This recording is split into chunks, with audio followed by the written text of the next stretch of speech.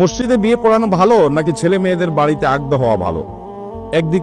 এদিকে মসজিদে বিয়ে হওয়াকে ভালো মনে করে না, আমাদের এদিকে মেয়ের অনুমতি নিতে কাজী সাহেব যায়, সাথে আরো অনেকজন নন মাহরাম পুরুষ যায়। এটা কতটুকু শরীয়ত সম্মত? খুবই গর্হিত এবং নিকৃষ্ট কাজ এটা। মেয়ের অনুমতি নিতে কোনো কাজী সাহেবের যাওয়ার দরকার? মেয়ের অনুমতি, মেয়ের বাবা থাকতে আবার কিসের কাজী সাহেব? মেয়ের ভাই থাকতে আবার কিসের কাজী সাহেব? গায়ের মাহরাম মেয়ের সাথে দেখা করতেই পারবে না, জায়েজই হবে না। সেখানে আমাদের দেশে বেশিরভাগ বিয়েতে এই কাম করে যে কাজীর সাথে আবার মানুষ একটা দুইটা যায়, এগুলো ধরে বাইরে বাইন্দা পিড়ে দেবো যদি জোর করে যেতে চায়। বুঝতে পারছেন কথা? বিয়ে বিশুদ্ধ হওয়ার জন্য এগুলো জরুরি না, বরং এগুলো কুসংস্কার, এগুলো ভুল।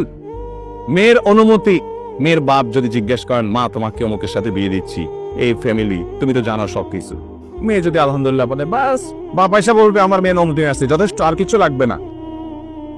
মেয়ের বাপ আয়সা মেয়ের পক্ষ থেকে প্রস্তাব দিবে অথবা কবুল বলবে, যথেষ্ট। আলাদা লোক দরকার নাই এখানে দুজন যাওয়া, তাও আবার গায়রে মাহরাম। গায়রে মাহরাম তো যাওয়াই জায়েজ নাই, কাজী হিসাবে তো এখানে ঢুকারই পারমিশন নাই। এগুলো আমাদের সমাজের পনাচার, এগুলো আমাদের সমাজের কুসংস্কার। ঠিক একইভাবে আপনার মসজিদে বিয়ে হওয়া জায়েজ কিনা বা বাসা হওয়া উত্তম কিনা, কোথা হওয়া উত্তম? একটা হাদিস আছে, আলিনু হাদান নিকাহ ওয়াজআলুহু ফিল মাসাজিদ, তোমরা এই বিয়েকে প্রচার করো। ওই যে যারা পলায় পলায় বিয়ে করেন তারা জেনে রাখেন, হাদিসে আসছে আলিনু হাদান নিকাহ, এই বিয়েকে তোমরা কি করো? প্রচার করো। হাদিসের এই অংশ বিভিন্ন দ্বারা সাবেত, কিন্তু পরের অংশটা ওয়াজআলুহু ফিল মাসাজিদ, এটা নিয়ে মুহাদ্দিসরা অনেক আপত্তি করেছে। অনেকে বলেছে এটা যায়িফ হাদিস, যে মসজিদে বিয়ে করো। যে মসজিদে বিয়ে হলে হতে পারে, বাড়িতেও হতে পারে, এটাতে কোনো দোষের কিছু নাই। কিন্তু কোন কোন রেওয়ায়েত থেকে মসজিদে বিয়ের ব্যাপারে নির্দেশনা আসছে, কিন্তু সেই রেওয়ায়েত গুলোর বিশুদ্ধতা নিয়ে প্রশ্ন তুলেছেন অনেক মুহাদ্দিসগণ, যার কারণে মসজিদে বিয়ে হতে হবে এমন কোনো কথা নাই, বাসা বাড়িতে বা যে কোনো জায়গায় আগ্ধ হতে পারে। জেসমিন আক্তার লিখেছেন, কেউ যদি কারোর জন্য আত্মহত্যা করে, তার দায় কি যার জন্য আত্মহত্যা করেছেন তার উপর বর্তাবে?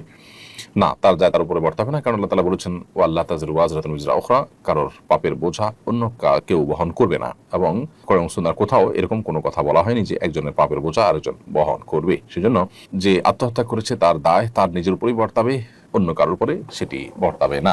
তবে কেউ যদি তাকে প্ররোচিত করে থাকে, কারোর কারণে যদি তিনি এই ভুল পথে এসে থাকেন, তাহলে যতটুকু দায় আছে, যতটুকু তার ভূমিকা আছে এক্ষেত্রে, সেটার জন্য তিনি অবশ্যই আল্লাহ তাআলার কাছে জবাবদিহিতার মুখোমুখি হবেন। তবে এর মানে এই নয় যে আত্মহত্যাকারী মাপ পেয়ে যাবেন। তিনি তার গুনাহের জন্য, তার এই পাপের জন্য, অপরাধের জন্য, আত্মহত্যার এই কবিরা গুনাহের জন্য স্বতন্ত্রভাবে আল্লাহ তাআলার কাছে শাস্তির মুখোমুখি হবেন। এটা হলো সবচেয়ে দুর্ভাগ্যজনক বাস্তবতা, যে কোনো ব্যক্তি দুনিয়ার কোনো কষ্ট থেকে মুক্তি লাভের জন্য আত্মহত্যার পথ বাছাই করে নিলেন। দুনিয়ার কষ্ট থেকে তিনি আপাত দৃষ্টিতে মুক্তি পেলেও আখিরাতের অনন্ত অসীমকালের কষ্টের পথে তিনি পা বাড়ালেন, তাহলে কষ্ট তার আসলে আরো বাড়লো, কমলো না। এটা হলো সবচেয়ে দুর্ভাগ্যজনক বাস্তবতা।